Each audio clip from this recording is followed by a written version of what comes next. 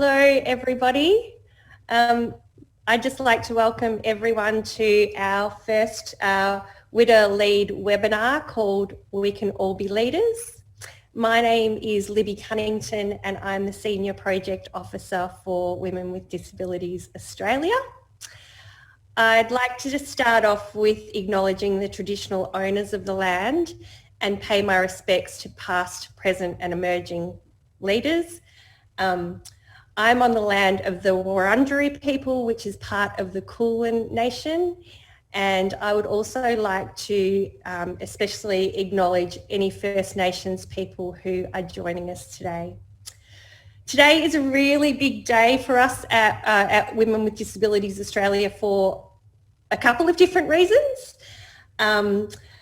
As you probably, or many of us are all probably very aware, today is there's a nationwide march, which is the Marches for Justice, that's rallying against gender equality, which is happening across Australia. Several of our staff members will be representing WWDA, and several of our members, I'm sure, will be representing Women with Disabilities Australia. And for those of you who are attending the rally but don't want to miss out on our webinar, we will be providing a recording afterwards so you can watch this at your own leisure. So on the other hand, if you are unable to attend the webinar due to accessibility or safety reasons, you can join our webinar at 12 o'clock to stand in solidarity virtually with our community of women and girls with disabilities. So firstly, and most excitedly, I'd like to mention that the WWDA team and the WWDA board are really, really excited to be bringing our first WWDA Lead webinar to you. For those of you who don't know much about WWDA, WWDA is the National Disabled Persons Organisation that represents more than 2 million women and girls, feminine identifying and non-binary people across Australia, and has been doing this for over 25 years. WWDA is the national force that leads the way for women and girls, feminine identifying and non-binary people to improve the lives and opportunities of our community. We use the term women and girls with disabilities on the understanding that this is inclusive of women, girls, feminine identifying and non-binary people with disabilities in Australia. But firstly, I'd like to talk a little bit more about the WWDA Lead project and today's webinar, and to introduce you to our 4 guest panellists today. Firstly, we're really excited to be able to deliver a whole heap of activities and initiatives to build the capacity and leadership of our community for the next 2 years. These will include scholarships, online programs, activities and initiatives, and we're really fortunate to also have a project steering committee made up of women and girls and non-binary members who are great leaders in their own right, and this project steering committee will help us to deliver these activities in true co-design with women and girls with disabilities. If you'd like to know a little bit more about our project steering committee for Women with Disabilities Australia, you can head to our website and look at the WWDA Lead project page, and it will talk a little bit more about our project steering committee members. What we know at WWDA is that our community is not represented in so many aspects of society and leadership. We know our community face multiple barriers to have any type of involvement, access and meaningful engagement in all aspects of life, including civil, political, cultural and educational, and that our voices are not sufficiently heard and acknowledged. That is why the Lead project is so important to us. We understand that leadership isn't limited to a power suit, a fancy office or an espresso machine that looks like you need a PhD to operate it. At WWDA, we see leaders every day, and we know leadership looks very different to our community, and this should be celebrated, and this is what we want WWDA and WWDA Lead to do. That's why we have called today's first webinar, We Can All Be Leaders, and we have 4 speakers who are leaders in their own rights. Today we have Aki No, Helen Said, Tabitha Lean, Judy Hewitt speaking about their experiences of leadership. And there will also be, as I mentioned before, a live Q&A towards the end of the webinar. So if you have any questions for our amazing presenters today, please make sure you put those questions in the little thought bubble, which is towards the bottom of your screen. Hopefully you can see that. So please don't feel like you need to leave all of the questions to the end. You can put them through now. So firstly, our first guest speaker is Judy Hewitt. Judy lives in Burnie, Tasmania with her husband Peter. She was born and raised in a small isolated community on the west coast of Tasmania where she attended primary and high school. Judy is a skilled leader who is admired and respected by people from all walks of life. In 2013, she was part of the Australian Civil Society delegation to the United Nations in Geneva to report on the United Nations CRPD. In 2019, she returned as co-lead of the Australian delegation and was the first person with an intellectual disability to co-lead a delegation to report on the United Nations Convention of Rights Against People with Disabilities. Judy's long-standing commitment to promoting the human rights of people with intellectual disability and developing self-advocacy skills in others resulted in her receiving the Tasmanian Disability Community Achievement Award in 2020, I think it was, Judy? Yes. Excellent. So firstly, I would like to introduce Judy, and I've got some questions that we've worked through together. But firstly, Judy is a self-advocate who works closely with the members at Speak Out, building their confidence and skills to have a say. Judy, tell us why you first got involved with Speak Out. So Libby, I first found out about Speak Out when I was a TAFE student and had moved from the West Coast to Burnie. I joined to meet people and learn about my rights. I really didn't know what I was getting myself into.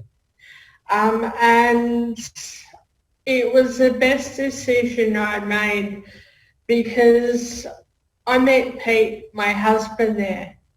So I got the confidence to talk to people about things that were important to me and have a say.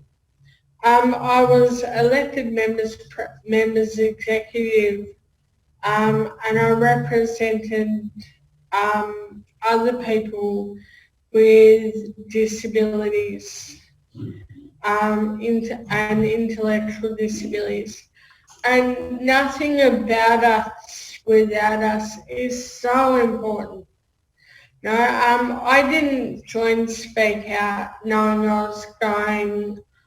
I was knowing my goals or thinking I wanted to be a leader or even that I'd go to the UN. But being a part of Speak Out, I found out about more opportunities. I've achieved things because I've had people stand beside me and stand behind me.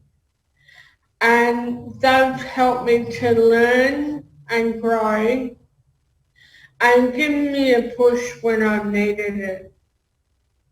Excellent. Thanks, Judy.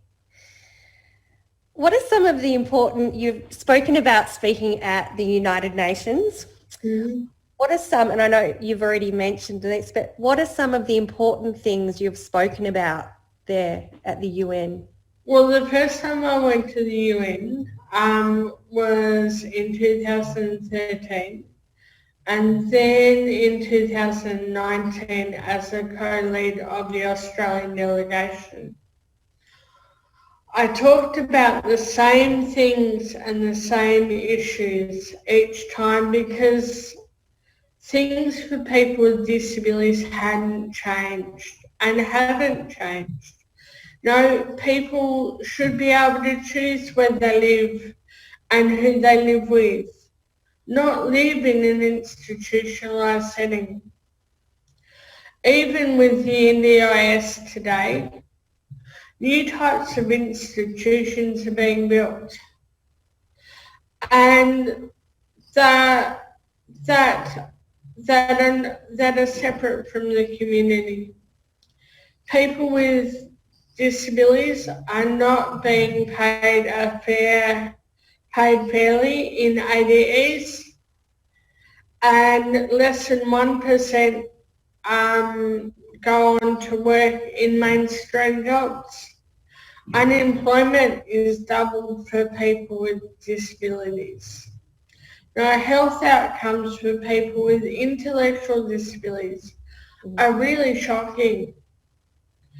And the voice of many is not heard because advocacy is so underfunded, and there is no formal way of engaging with us about the UN CRPD.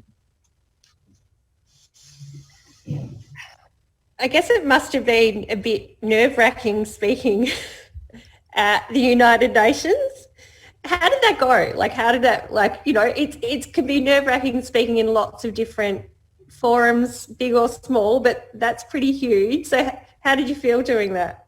Yeah, no, I did. I got butterflies in my stomach, you know, and yeah, I got really nervous like anyone else would, you know, and yeah, I guess I went over my information 2 or 3 times before going up and presenting, but like, as I said, like anyone else, I had the butterflies, and I think, oh my goodness, what if I stuff up, or what if I mess up? Yeah, those sorts of things. I felt honoured and proud to be a co-lead of the Australian delegation and speak at the UN. And talking clearly about issues in front of the committee was really important as well. People trusted me, and to be able to have a say for them. And as a woman with an intellectual disability and being from Tassie, I felt like, yes, I do this. I'm a trailblazer. You know, but the main feeling was it was a big responsibility, but we can do it together. It's awesome, Judy. Thank you. Okay, I'm just going to ask you one more question because we are running out a bit of time. Yep.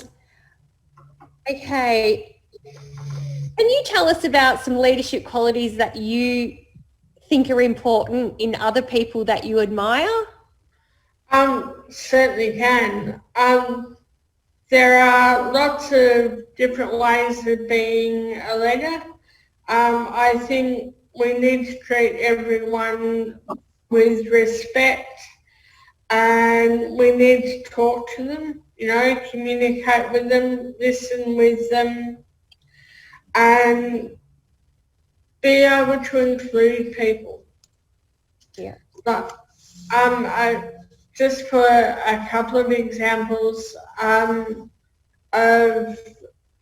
you know, of people that I found were leaders were Sir Robert Martin from New Zealand. He is one person I really admire. He's a gentleman, as I said, from New Zealand, who grew up in an institution and is now on the CRPD. I am very proud to be his friend and work alongside him. Rhonda Galbally is another one. I've known Rhonda since I joined the NDIS committees. She's treated everyone equally. You know, everyone, even if you're on a higher level committee, she still listens and respects everyone and makes sure that she has a say. Excellent. Well, thank you very much for that, Judy. That's been a really great insight into what you've done in your life and where you've been, and, you know, also celebrating what you've done and what we can all do in supporting each other and listening. And yeah, so thank you very much for joining us today. Thank you very much, Louie. No problem. If anyone has any questions for Judy, you can pop them into the speech bubble, which should be at the bottom of your screen, and then we can ask those questions later on in the session. But thank you, Judy. Now, the second guest I would like to announce today is Tabitha Lean, and thank you for joining us today, Tabitha. Tabitha is I'm sorry if I'm not getting this pronunciation right, is a Gunditjmara woman born and raised on Kana Yurta. She is a mother, storyteller and writer. Before going to prison, Tabitha held formal leadership positions, and now, as a formerly incarcerated woman, is working as an activist to ensure the voices, needs and experiences of criminalised Aboriginal women are seen, heard and acknowledged. With a history of mental health issues and chronic disease, Tabitha has a genuine interest in elevating the voices of disabled women who largely go unheard and silenced. Welcome, Tabitha. Thank you. Thank you so much for having me. Are you ready for me just to talk now? Excellent. Thank you. And thank you, Judy. I feel quite nervous going after you and that excellent presentation. And I made notes, and I'll probably go off script because I always do. But I'll just start off by saying Nyata wa nyatuk nyak leon budan minyan nyatuk kundishmara meapa wanga nintu wanyu kamil alaninga niri chinwanye yana poka niri. So my name is Tabitha, or as my ancestors know me, Budan Minyan. I am a Gunditjmara woman born and raised on Kaana Yurt, and I'm zooming in today from Kaana country. And I'd like to acknowledge the elders past and present and thank them for their custodianship of this land. No matter where we stand today on this beautiful country, this is stolen land. Sovereignty was never ceded, always was, always will be Aboriginal land. I'd also like to acknowledge any Aboriginal and Torres Strait Islander people who are zooming in today. I'm going to start by telling you a little bit about myself. It's important for context and its Aboriginal way. I've been a single mum to 3 kids for some time. I've now recently in a beautiful relationship, so share the parenting responsibilities as well as the tasks and adventures of daily life with someone. I'm a postgrad master's student at uni. A freelance writer, a poet. I like to paint. I'm on a range of committees, and I'm an avid political watcher and commentator, and I'm a staunch abolition activist, as Libby said. I am in the process of rebuilding my life after my life took a really sharp nosedive and I ended up in prison. I served 2 years in Adelaide's prison for deviant women and almost 2 years on home detention. I'm now still tethered to the system on parole, as I call it, open air prison. I've suffered some significant mental health issues, which led to my offending. So this is a different period for me coming out of prison. I'm in what I call my comeback season, so resurrecting my life from it being shattered and having my kids come back to live with me and starting a new life. And this rebuilding your life thing is tough. I mean, you can't really be choosy when opportunities come your way. So it often means you say yes to opportunities when you really should say no to. But I've never really been good at setting boundaries, so it's probably nothing different. But what it does mean is that I'm always super busy, and I've found myself doing work in the abolition space. And it means I'm incredibly busy all the time, and I guess in some ways I'm taking on some leadership responsibilities. But I think this idea about being busy, and I wanted to just sort of touch on this, because for many Aboriginal people, and particularly people of colour also, is that we think that by being productive, we can outperform oppression, as if somehow we can transcend social imagination through hard work and perseverance. And the truth is that productivity as an emancipatory pathway is actually a myth. We tell ourselves that our freedom lies in just working that little bit harder, but it doesn't. It's just not the way this thing works. But today we're here talking about leadership and the fact that everyone can lead. And I've always really struggled about this notion of leadership, or to see myself as a leader. And I've certainly held formal leadership positions in government during my career, during my good years, but I've never really identified myself as a leader. Now, that's not because I don't think I have the skills or I'm not up for it. It's just that in my community, leadership looks a little bit differently. Leadership in my community is conferred conditionally and must be constantly earned. We don't just get to decide that we are leaders or that we will lead. Our community does that for us. In fact, I'm not even sure that there's a word for leader in my own mother tongue. In my community, a leader is someone to whom other people listen, a person who can create consensus. It's a process of perpetual becoming. So you're constantly emerging and being born as a leader. You're forever evolving into leadership. You never just arrive at it as a destination or sit at the top of some kind of tall hierarchy. Because for my family, leadership is a network of people who are closely related to each other through shared responsibilities and interconnected roles. So as I said, we don't sit above anyone on a hierarchy of leadership. We sit alongside our people, our family and community. So for us, leadership exists on this horizontal plane. But that being said, I've taken on leadership initiatives, and as an activist, I try and lead by example. The work I do now in the public space around abolition also converges with my private space. So I try and live the principles that I'm arguing and lobbying for in a public way in my home life and my personal life as well. I am an abolitionist. I'm working to make sure that people in prison are heard, that their voices and their lives matter, and that no other human being should suffer the pain of incarceration ever again. But the thing about being a leader in this space is that these very staunch and hardcore political positions on policing and prisons is not something everyone agrees with. And when you're an activist doing work that pushes social imaginings, it can take a toll on your own health and well-being. And as someone who has lived with mental health issues for a long time, I need to be very mindful of that and to be taking good care of myself and my mental health, recognising triggers and know myself well enough to take a risk.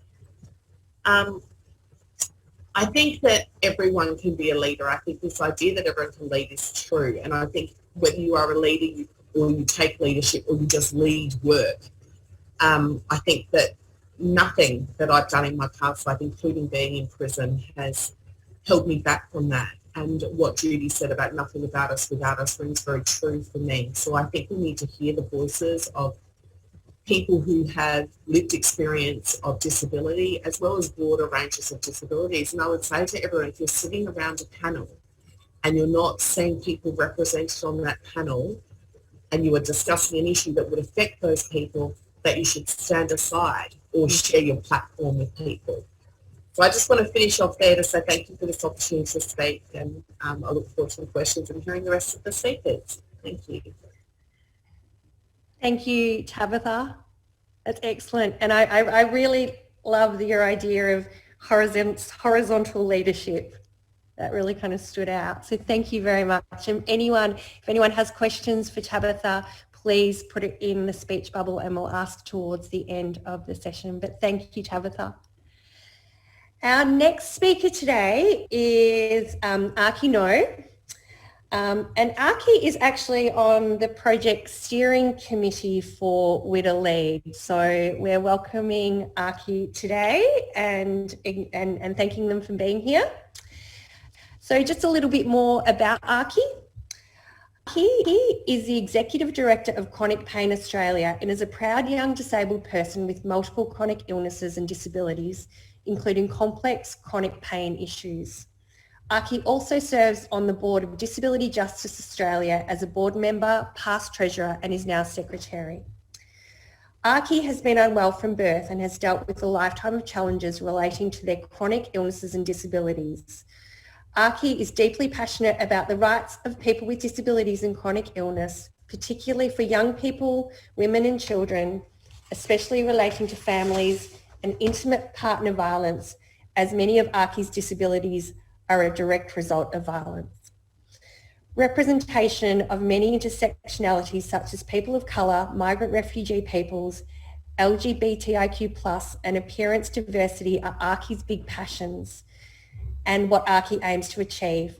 Aki is an internationally published model and believes in creating change within the beauty and fashion industry for disabled individuals and is open to all opportunities to work with brands throughout Australia and overseas to achieve this. Aki also works as an expert disability inclusion, prevention of violence, an accessibility consultant for various disability organisations, and proudly speaks on all topics using both professional experience and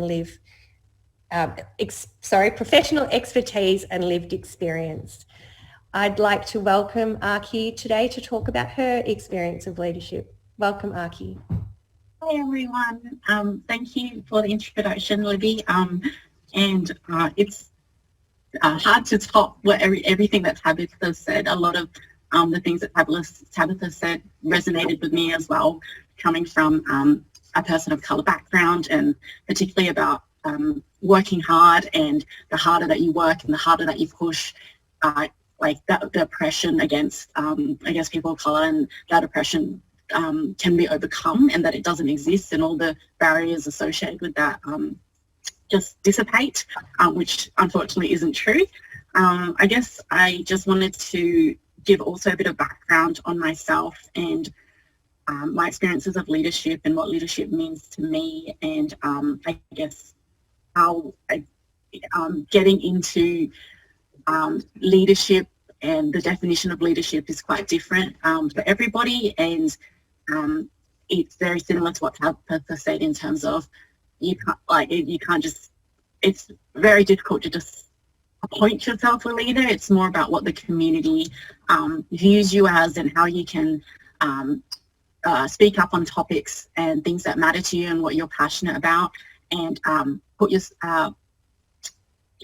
represent the community that you're passionate about, and particularly about if you're talking about a specific community and you're in a panel and you notice that there's no one representing those communities, and a lot of people, like, you can't talk for others and others can't, and you about paving the way and ensuring that people's voices are amplified, and you can work within amplifying those voices. And I think leadership has a lot to do with ensuring that everybody's voices are heard, and you can represent those voices the best way you can. So a bit of background about me.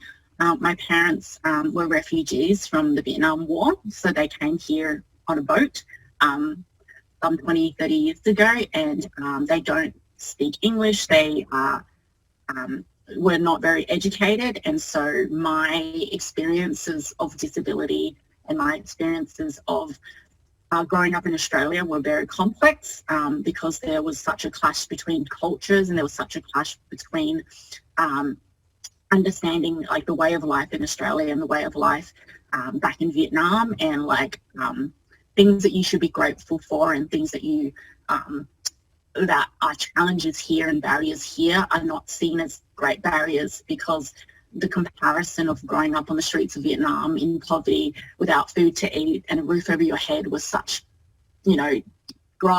such big issues, that barriers associated with disability and barriers associated with accessibility weren't viewed as such a big deal, in the sense that if you've got a roof over your head and you've got food on your table, you are so blessed. Like, living in Australia and having education and not living in poverty and not going through war is such a blessing in itself, that when you have challenges like myself, I was born with necrotizing enterocolitis, which is a life-threatening gastrointestinal disease, which involved me getting surgery when I was a couple of hours old. So I've been unwell since the moment I was born, and I've gone in and out of hospital, and I've dealt with a lot of challenges associated with that.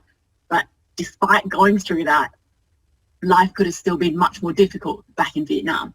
So it's about understanding the challenges associated with that. So growing up, I never really identified with being disabled. I never really identified with disability and what that could mean for my identity and what that could mean for having a voice within the community and having a voice about things that matter to me, because it was focusing on, my understanding of what it means to have those identities. And so my experiences of leadership came later in life for me after working within the disability sector and after realizing that my identity is as a disabled person, that my experiences and the barriers that I've had to overcome because of my disabilities are valid, and the experiences that I've gone through are valid, and the community, and I fit within many different communities, and I have the right to speak up for those communities, and I have the right that my voice matters. And so I guess I learned about the things that I was passionate about, the topics that I was passionate about. And as Libby mentioned, intersectionality means a lot to me. And because I have lots of experiences through all walks of life, from a migrant refugee background, disability, LGBTIQ, as a non-binary person, as a young person, as a person that's experienced both family and intimate partner violence. So I moved out of home when I was 15 years old as a result of family violence associated with the challenges of my parents with the refugee background and all the barriers and stresses associated with that. And I also experienced intimate partner violence that resulted in my spinal injury. So knowing all of those experiences that happened to me, I felt that I could speak up about them, and I could bring attention to those issues and bring awareness to those issues and be proud of who I am and the voice that I have and the experiences that I have, so that I can make a difference within all of those communities. And I think finding those opportunities and knowing those opportunities are out there. They are out there, like being involved with WWDA, being of the steering committee, my previous experience with our site, and being on the expert advisory panels and other panels with other disability groups, and working with Disability Justice Australia and being a board director. All of those opportunities are different ways that I've been able to have a voice and lead in the sense that I can represent the communities that mean so much to me and that are part of my identity. And I think because representation matters, because we need representation and we need to ensure that our voices are being heard, and the same sentiments that Tabitha and Judy had about nothing about us without us, and that we should be ensuring that in every situation where there's things and topics being discussed about us, that we have a voice and those voices are heard. And I think it's just about being who you are and knowing that your voice matters, and that you can express those voices and make sure that they're heard and the community's issues in the community are heard. And leadership is different for everyone, and whether it's a specific job within your industry, or whether it's doing different volunteer positions, whether it's standing up or being an activist, or going to a march and standing up for what you believe is right. They're all different types of leaderships, and they're all different types of ways in which you can stand up for your community and speak up for things that matter. Excellent. Thank you, Archie. Thank you very much for that. And as we mentioned before, if anyone has any questions for Archie, please put them into the chat bubble, and then we'll ask them after our next presenter. But thank you very much for that, Archie. Much appreciated. Okay, so our next presenter today is Helen Said. Helen said recently wrote a blog piece for Women with Disabilities lead blog called Giving Voice to Autistic Migrant Women. She works as an online tutor and is a single parent who enjoys activism and vegetable gardening. Helen was diagnosed with Asperger's at the age of 55. She co-founded Spectrum Later and the Broadmeadows Single Mothers Lunch. Helen is the author of 5 Egyptian Pounds, which details her family's refugee experience and her father's contribution to multiculturalism. She is from a Greek-Egyptian ethnic background and advocates for the inclusion of migrant women in community and political life. Welcome, Helen. Thank you for the lovely introduction, Libby. And I'll probably have the hardest job because now I have to follow these 3 excellent speakers who've covered, many of the concerns and life experiences that I have. Firstly, I'd like to acknowledge the Wurundjeri Willam clan as the traditional owners of the land where I live and pay my respects to their elders past, present and emerging. I migrated to Australia in the early 1960s, and in those days there was no anti-discrimination legislation. Racial harassment, which still exists of course, but was really commonplace in those days. And unknown to me, I was on the autism spectrum. So I was this very, shy little migrant girl who never spoke up. I had a kind of selective mutism. It was almost impossible for me to respond to any kind of harassment or bullying. In high school, my issues continued because by then it became apparent that I had these autistic math skills. And in those days, people believed it was unfeminine for a girl to be successful in maths, that you shouldn't beat the boys, that you'll frighten the boys away and that sort of thing. And I got called one of those women's libbers, which is a slur for women's liberationist or feminist, and I got called many other things besides.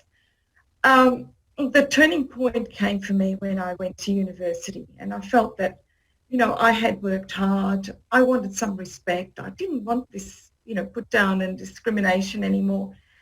And I was out there looking to see, what are the alternatives for me.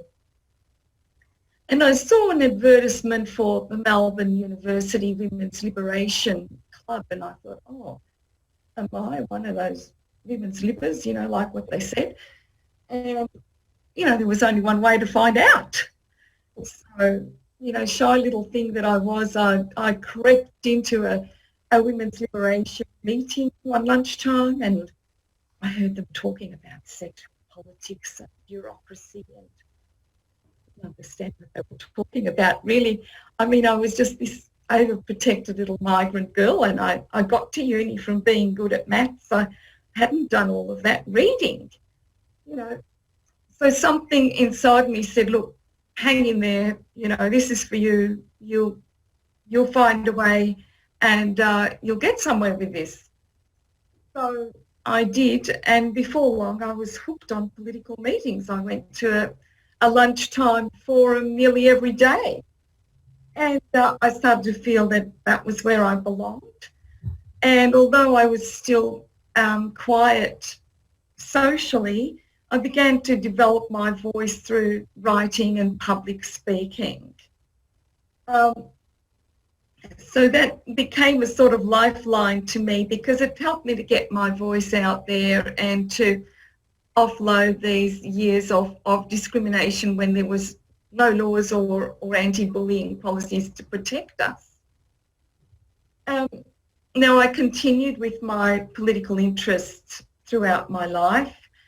It has sometimes been difficult for me to remain connected with different political movements that I've joined, partly because of family or responsibilities, partly because I live far from the centre of town, and often that's also been because of a cultural difference, like there's been a heavy presence of the drinking, sort of an Anglo drinking scene that I never grew up with. But I have looked for different avenues to continue having a voice. One thing that I did when I separated was I joined the Council of Single Mothers, and I helped to start up, as Libby explained, the Broadmeadows Single Mothers Lunch.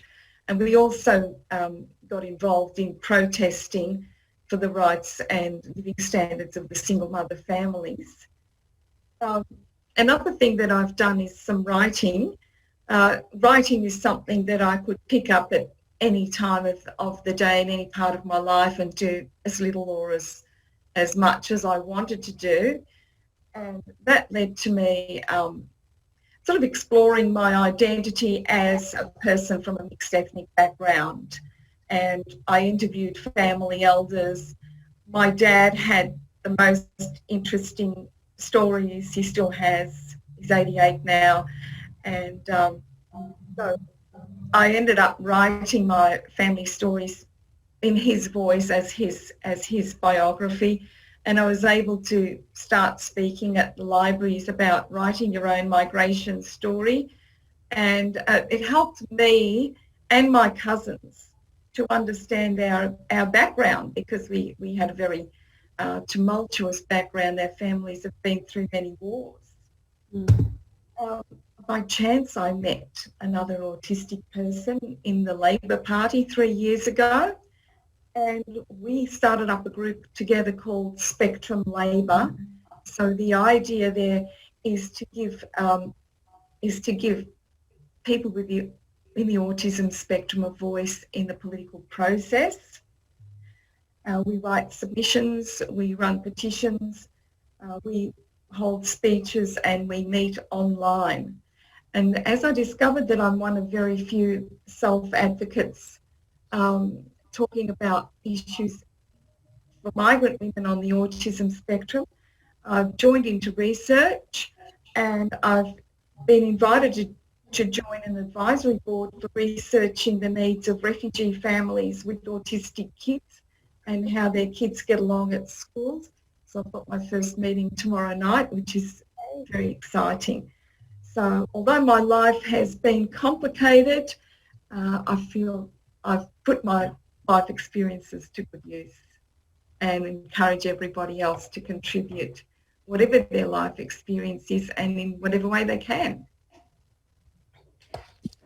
Excellent. Thank you very much for that, Helen. Thank you. Thank you, Libby. It's been a pleasure. Yeah. Thank you. So everyone has spoken today, so we might go to the Q&A section of the webinar, but is there anything any of our speakers would like to say after hearing each other?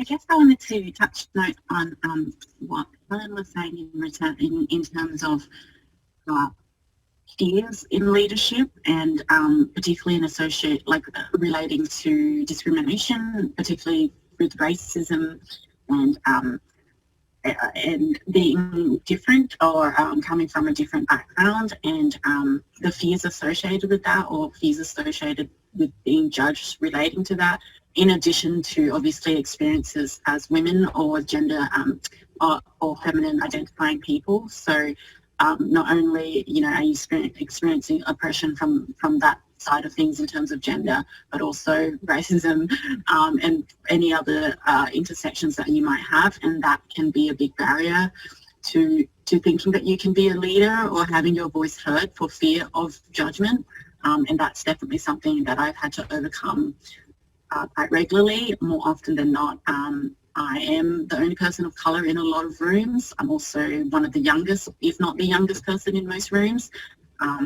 Also, I have, blue hair and, all of that other stuff. And, it's easy to have fear of that judgment. But I learned, I guess, as I've aged and as I've put myself in more experiences of speaking up and having a voice, I realised that none of that matters, and that you should be proud of everything about who you are and what you look like and, what you identify as, and that it matters. And as I said, that it matters that you can represent everything that your identity is.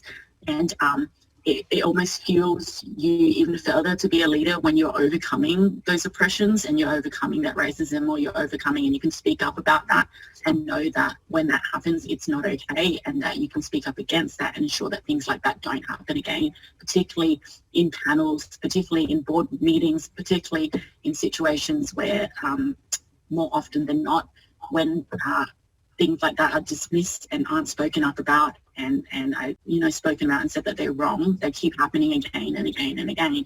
And, people don't learn and things don't change. So I have found that there are now more diverse speakers. I've kicked up about this with the Labor Party and with a number of other organisations. And I find now, especially since Black Lives Matter protests, that there are more diverse speakers now. Whether that's going to result in, changing the composition of Parliament or anything, we have to keep, kicking up about this. It's not going to be an automatic change, but the signs are there that change is starting, which is encouraging after many, many years. Can I just say as well, it must be pretty scary if you're that one person in that room who's continually having to kind of do that. But does it get easier? Like, the more you just kind of go, you know what, I'm just going to do it. I was going to do it. I'm not going to think about it. I'm just going to do it. And is that how you do things, or? I think, I guess in the beginning, when I started getting involved in a lot of things, what would happen there would be microaggressions, so little comments here and there, little implied, stereotypes about who I am just based on looking at me, and little comments about just stereotypes and microaggressions, and then the occasional blatant, word that someone says or blatant comment. And the thing is, when you're the only person in the room, no one identifies that as a microaggression. No one identifies that as that you're being racist, or what you've said is racist, or homophobic, or whatever it may be, if you don't have that representation. But having you there means that something is at least changing, because at least you're speaking up about it. And it gets easier, but it's still ridiculously difficult. And I've left a few meetings in tears. I've been in situations where if I don't say something, I'm going to have a pit in my stomach, because I'm going to feel terrible for not speaking up for myself. And that's going to feel worse than speaking up for oneself. And that these board meetings and these panels, etc., they should be safe spaces to allow representation to happen. And there's no point of having a diverse panel. There's no point of having various people from different walks of life if those people can't speak up. Tabitha, did you want to say something? Oh, I was just going to say what Aki said is so true. I think sometimes our presence at meetings or on boards or on panels is disruption enough. Yeah. But also what it does is it puts the responsibility and the label on us often to call out those racisms or discriminations. And I think that's one of the things that people who organise panels or activities need to be aware of, the additional labour that people of colour or Indigenous people or people with disabilities or a range of other identifying factors that make them different from everyone else, the additional labour that goes into all of that. And it's so then, and it's just so important then for us to be able to look after our well-being, because navigating microaggressions or daily racisms or discriminations is taxing on your health. Yeah, absolutely. And if it's happening a lot and you're trying to be strong and you're trying to kind of stand up against it and call it out, you can only do that so much. So you need other people to start calling it out for you. So you've got your allies in there going, hey, not okay. Excellent. Well, I do have a few questions here. So I might start if that's okay. And it looks like I have one for you, Judy. And that is, someone said, hi, Judy, you've spoken on great platforms such as the United Nations. what techniques or what things have you used to draw attention to the issues of people with intellectual disabilities?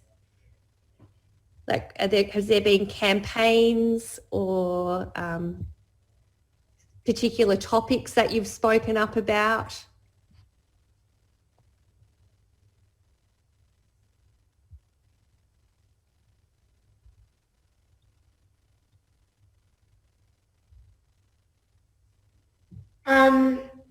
I guess what things I've used are focus groups. Yeah. With people and for people with intellectual disabilities, conferences like presentations, and also with submissions as well. And just talking to people, you know, day to day, and people with intellectual disabilities about things that I guess they want to talk about. And having coffee with politicians, that's always a good one. I have some friends, or I know of some people that are politicians, and they'll ask me out for coffee, and we'll talk about issues that are disturbing to people with intellectual disabilities and disabilities in general. So coffee with a poly works. Yes. As long as they're paying. Yes, yeah, they were paying. Excellent. Thank you. No worries. Thank you for that, Judy. Okay. I guess, you know, we've got a couple more. And we've kind of covered a lot of it, but I guess, does anyone want to talk about, you know, what you would tell your younger self now about leadership? Anyone can have a go at this one. When I was younger, I sometimes stood up for myself, and people were, you know, quite aggressive about that. They didn't like it. And, you know, I would be left feeling as if I'd done something wrong because they had been aggressive towards me. But then looking back, I was showing leadership when I spoke up, and their reaction is something that's in themselves. It's their problem. It's not that I did something wrong by speaking up. Yeah. I think I would tell myself to hold my head high and not apologise for ambition or success. I think too often Aboriginal women are told that to be ambitious is somehow some kind of arrogance. And I think I would tell myself that you owe it to yourself and the world to make the contribution you were born to make. It's okay to contribute and to want to contribute. Yeah. But I just tell myself to be brave and bold and go after my dreams and not be held back by anything or anyone. That's great. That's awesome, Tabitha. Judy? I guess I would tell my younger self to learn about my rights and to learn about the UNCRPD. Meet people and get yourself out there, be heard, and find a mentor, you know, someone that you can look up to, and they can guide you through. And it's okay to change your mind about things as you learn more, you know, and push the boundaries and never give up. Never give up. You know, strive for what you really believe in. And being a leader can be exciting, rewarding, but it can also be a challenge and can be frustrating at times. Absolutely. And it's also great to have friends and supporters looking after you and out for your friendships and relationships. It's always good to have lots of people in your corner, isn't it? Yeah. Even when it's not going great, that can pick you back up and go, let's keep fighting the charge. That's right. Thank you. Thank you. Okay, so we're getting quite close to the end of the webinar, so I just wanted to mention a few things about what's coming up with WWDA and WWDA Lead before I thank our guest presenters today. So firstly, I'd just like to mention a few things that's happening with WWDA Lead at the moment, some exciting things that are happening. Last week we launched the WWDA Lead Art Prize, which is really, really exciting. So that will be running, I think it's open till about the 23rd of July. It's open to all women, girls, feminine identifying and non-binary people with disabilities living in Australia. It's free to submit your art prize, all types of mediums, so paintings, drawings, collages, craft, sculptures, photographs, digital scans. Unfortunately, we can't accept any physical work because of COVID, so it's all going to be online, and we're looking at a great kind of online exhibition. And we've got the Under 18s division, Over 18s and People's Choice Awards. We also have the WWDA Lead Scholarships that we have an information session on next Wednesday at 1 p.m. till 2 p.m. So that will be a session where we're encouraging all of our members and to be members to come and find out more about the WWDA Lead Scholarships. These are some really great opportunities that we want to offer this year and next year as well. And as well, we're just really focusing on people's goals and what courses they want to do, and we'll have some call-in days to assist and support people with that. And we also have and can I just also mention that to be involved in the Lead activities, we do ask that you become a member of WWDA. It's free, and it means that you get access to all of the amazing work that WWDA does and all of these Lead experiences, and get to involve with a community of like-minded women and girls, feminine identifying and non-binary people. You can go to our memberships page on our website. And lastly, we have a session on the Disability Royal Commission on the 13th of April at 1 p.m. We have guest speakers talking about why it's so important for women and girls to be speaking at the DRC, because there was one specifically for the experiences of women and girls experiencing violence and abuse in August this year. So it's really important. So please come along to that. I would like to just acknowledge that WWDA Lead is funded by the Department of Social Services through the Information Linkages and Capacity Building Funding Program. And lastly, I'd like you to please, if you need any more information, please go to the WWDA website. But lastly, I would like to thank all of our amazing guests today for speaking about their experiences. They're all so varied, and they're also, it's what we need. We need this diversity in leadership, and we're really looking forward to being able to do that through WWDA Lead, and so we're very, very thankful. So I'd just like to thank Judy, Tabitha, Archie and Helen for taking time out to talk about your experiences today. So thank you very much. Thank you, and we're looking forward to more people getting involved with Lead and WWDA in general. So thank you so much. Thank you, everyone. Bye, everyone. Bye. Bye.